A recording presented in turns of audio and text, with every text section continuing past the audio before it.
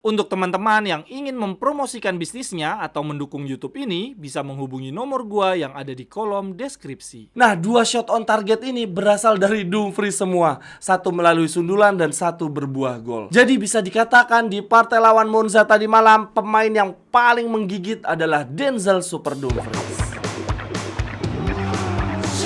Cerewetan ceking kita, nyerewetin apa aja.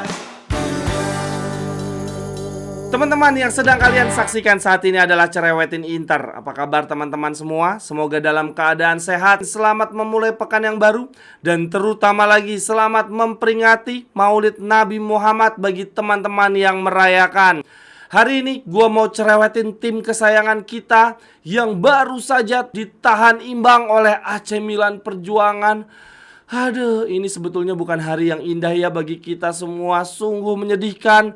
Pertandingan yang ngantuk, malah di menit-menit terakhir dibuat deg-degan teman-teman. Kita baru bisa menyamakan kedudukan di menit-menit akhir pertandingan. Menurut gua teman-teman, sungguh sangat disayangkan kita tidak mampu mengalahkan Monza. Mengingat kalau dilihat dari kualitas individu, di atas kertas kita unggul dari Monza. Dan andai saja kita bisa menang di pertandingan tadi malam, maka kita akan berada di Capolista sendirian. Tetapi ya begitulah sepak bola, ada banyak faktor yang mempengaruhi. Tidak hanya kualitas individu ya. Dan salah satu faktor yang sangat menentukan adalah stamina, kebugaran para pemain. Yang mana di pertandingan tadi malam terlihat jelas bahwa kebugaran para pemain kita kalah dari Monza. Mengingat para pemain Inter lebih banyak ya yang membela tim nasional di international break. Dan selain itu teman-teman, selain para pemain kita kelelahan ya pasca membela tim nasional di international break, di dua pertandingan berikutnya pasca pertandingan melawan Monza akan ada dua big match berturut-turut. Kita akan menghadapi City dan Milan. Sehingga Inzaghi terlihat banget nih fokusnya terbelah. Inzaghi dalam tanda kutip ingin mengorbankan pertandingan lawan Monza ini ya, agar para pemainnya bisa bugar dan tampil maksimal di partai lawan City dan Milan. Ya walaupun gue juga yakin sih, meskipun Inzaghi ingin mengorbankan partai lawan Monza ini, bukan berarti Inter mengincar hasil seri. Maksudnya Inzaghi di partai lawan Monza ini tidak ingin terlalu ngoyo, terlalu ngotot menggunakan kekuatan terbaiknya, tetapi tetap tujuan utamanya ingin memenangkan pertandingan. Tetapi sayangnya gagal. Di pertandingan tadi malam teman-teman, Inzaghi berusaha untuk merotasi skuad. Inzaghi menurunkan Fratesi dan Aslani sejak menit pertama teman-teman, demi menyimpan tenaga Barella dan Calhanoglu. Tetapi sayangnya Fratesi dan Aslani tidak tampil maksimal. Mereka terlihat juga sangat kelelahan pasca membela tim nasional. Ya walaupun kalau dilihat dari starting 11, sebetulnya kita masih didominasi para pemain yang tidak membela tim nasional ya. Banyak pemain yang bisa dikatakan bugar seperti Pavard, De Vrij, Augusto, Darmian, dan Mkhitaryan. Ini pemain-pemain yang tidak membela tim nasional. Mereka bisa dikatakan sangat bugar untuk bermain di partai lawan Monza. Tetapi permasalahannya, mereka semua bukanlah nyawa dari permainan Inter. Nah, untuk nyawa dari permainan Inter di partai lawan Monza justru ditempati oleh para pemain yang kelelahan, seperti contoh Fratesi dan Aslani yang merupakan jantung lini tengah kita. Lalu kemudian Di Marco, sisi yang paling kita andalkan untuk menyerang melalui tusukan-tusukan dan crossingnya, juga kelelahan pasca membela tim nasional Italia. Dan terutama lagi duo lini depan kita teman-teman, Lautaro dan Thuram seperti bermain tanpa kaki, pergerakannya sangat tidak jelas. Yang paling dipaksakan menurut gua Lautaro Martinez. Dia adalah pemain yang datang paling terakhir ya pasca membela tim nasional,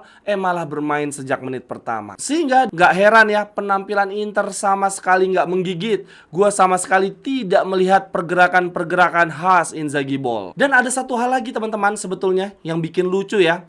Ini Inter di tengah pekan nanti akan mewakili Serie A ya, untuk tampil di Liga Champion melawan City, melawan juaranya Liga Inggris. Ini adalah partai berat. Nah biasanya tim-tim yang akan bermain di kompetisi Eropa, maka di Liga akan tampil lebih dulu, akan tampil lebih awal, biasanya mungkin di hari Sabtu, supaya mendapatkan waktu istirahat lebih banyak. Ini teman-teman, Inter malah tanding paling terakhir anjir di hari Senin. Ini kan berarti Inter akan sangat kelelahan ya.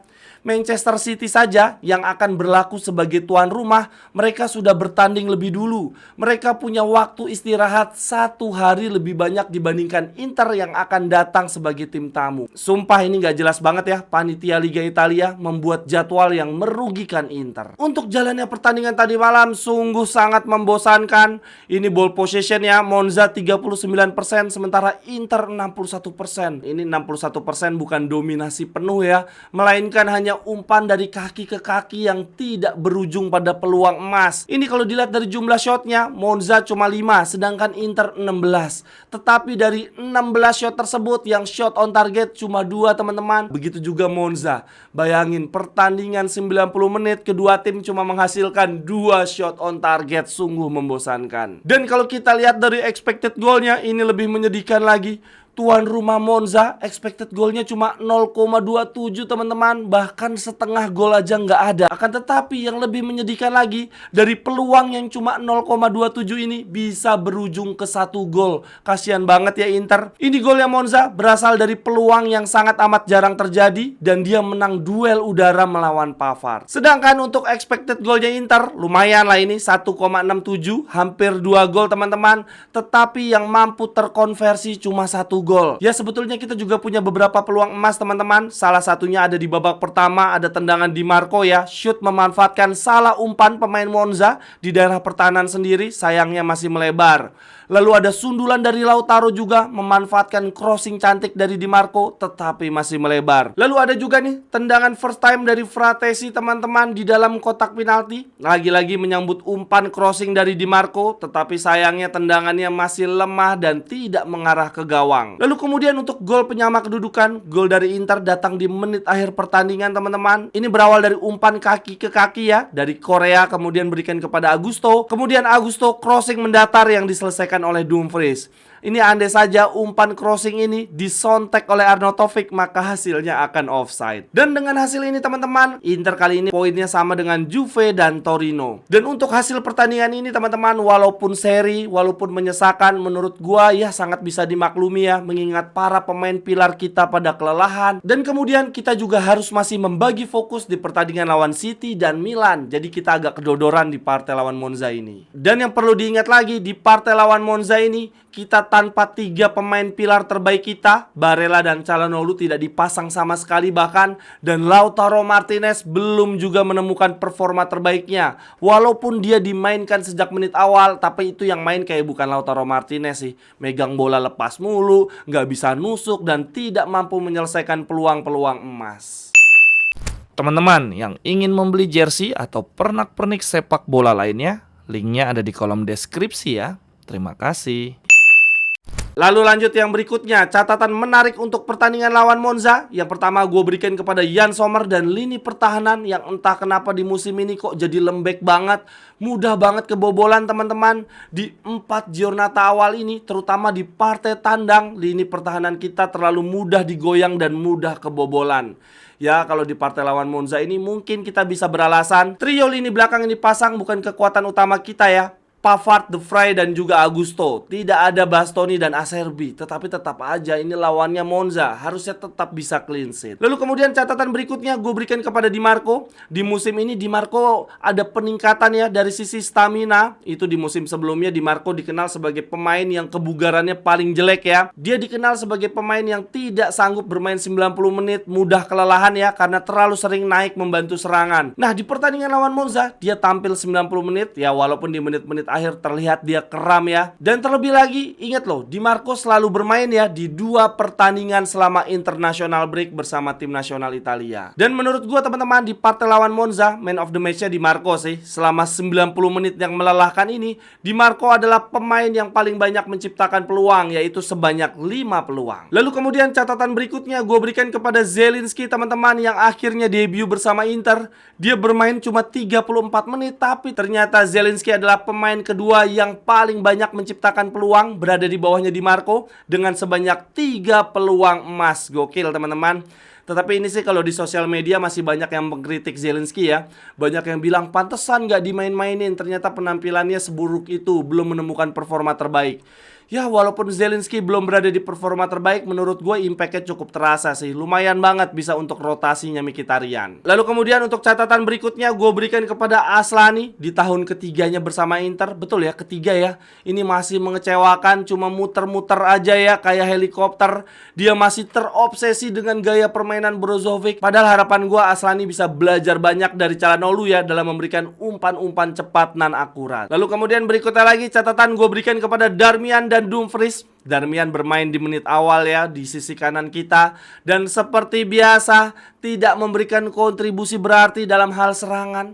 Kemudian di babak kedua digantikan Dumfries. Sama juga, Dumfries tidak ada build up, tusukan atau crossing yang gua harapkan dari seorang pemain wingback. Dan ketika baru saja dimasukkan, Dumfries malah kena kartu kuning.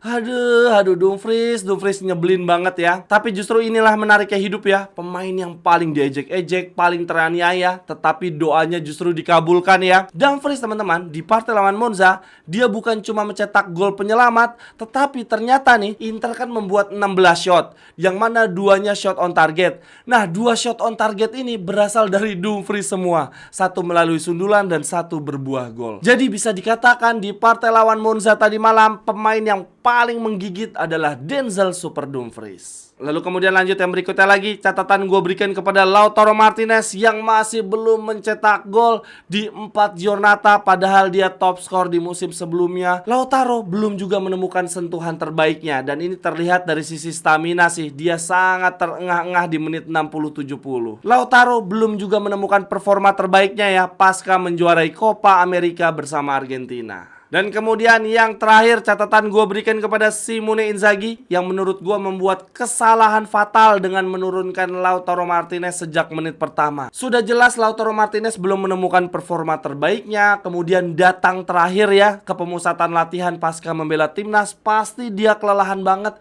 Kok ya malah dimainkan sejak menit pertama? Kalau menurut gue sih di partai lawan Monza tadi malam harusnya yang tampil sejak menit pertama Thuram dan Arnaud Taufik, lalu Lautaro bisa masuk di 10 menit terakhir. Sekian dulu untuk cerewetin Inter hari ini teman-teman. Silahkan tuliskan pendapat teman-teman terkait partai lawan Monza di kolom komentar. Sampai ketemu di cerewetan-cerewetan berikutnya. Bye-bye, thank you. Cerewetan ceking kita, nyerewetin apa aja.